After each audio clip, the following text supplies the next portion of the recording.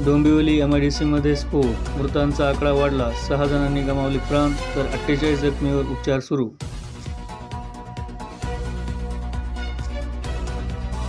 डोंबिवली एमआयडीसीमधील अमुदान नावाच्या केमिकल कंपनीत झालेल्या स्फोटामुळे आज दुपारीच्या सुमारास डोंबिवली शहर हादरले. या स्फोटात गंभीर जखमी झालेल्या 6 जणांचा मृत्यू झाला असून 48 जण जखमी झाल्याची माहिती समोर आली आहे. जखमींमधील काही जणांची प्रकृती गंभीर असल्याने मृतांचा आकडा वाढण्याची भीती व्यक्त केली जात आहे. राज्याचे गृहमंत्री देवेंद्र फडणवीस यांनी एक्सवर पोस्ट लिहित या दुर्घटनेतील जखमींबाबत माहिती दिली आहे. डोंबिवली दुर्घटनेत 6 जणांनी आपला जीव गमावला असून 48 जण जखमी झाले आहेत.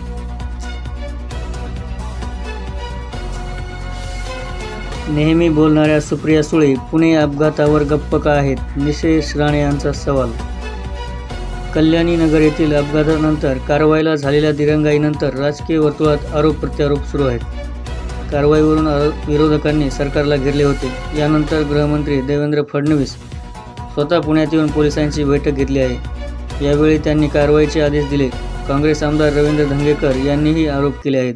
दरम्यान आता भाजपा आमदार निलेश राणे यांनी राष्ट्रवादी शरदचंद्र पवार पक्षाच्या खासदार सुप्रिया सुळे यांच्यावर जोरदार निशाणा साधत सवाल उपस्थित केला आहे.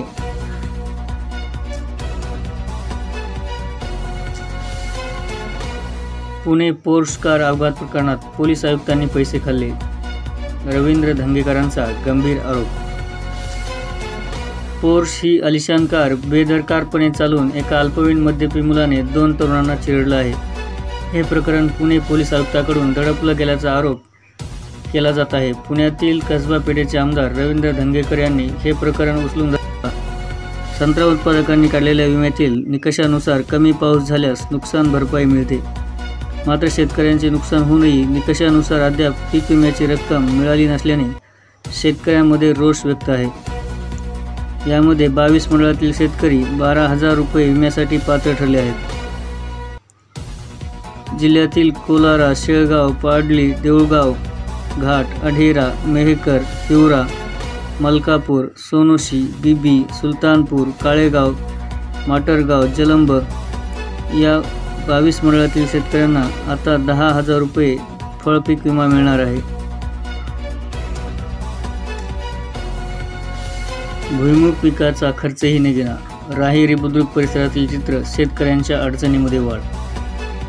यावर्षी शेतकऱ्यांनी भुईमूग पिकाला पसंती दिली. आता भुईमूग काढणीच्या सुरुवात होत आहे. मात्र यातून अपेक्षित खर्चही निघत नसल्याचे शेतकऱ्यांच्या अडचणीत वाढ झाली आहे. यावर्षी खरीप हंगामातील शेतकऱ्यांनी भुईमुगाची पेरणी केली असल्यामुळे शेतकऱ्यांची सर्व मदार भुईमूग पिकावर होती. भुईमूग पेरणी मोठ्या प्रमाणावर निघाली होती.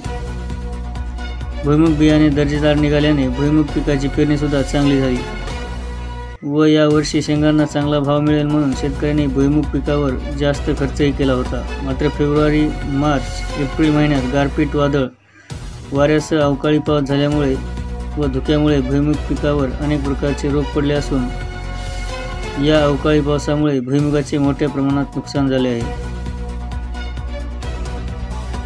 त्यामुळे बियाणे, खते पुन्हा विकत घेण्याची वेळ शेतकऱ्यांवर येत आहे. परिणामी पिकाच्या लागवडीचा खर्चही वाढलेला आहे. भुईमूग पिकावर अवकाळी व धुक्यामुळे रोगाचा प्रादुर्भाव झाला. त्यामुळे शेतकऱ्यांनी फवारणीवर खर्चही जास्त प्रमाणात केला, परंतु त्या फवारणीचा परिणाम झाला नाही. आता भुईमूग काढताना पिकाला भावही मिळत नसल्याचे शेतकरी सांगत आहेत.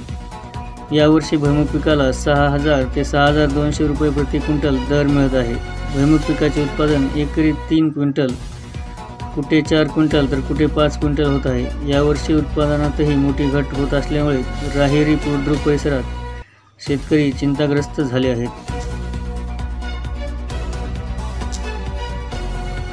भालेराव बाजार येथे अवकाळी पाऊस. भालेगाव बाजार येथे बुधवारी पहाटे 5 ते 6 वाजता 1 तास मुसळधार पाऊस झाला. त्यामुळे पिकांचे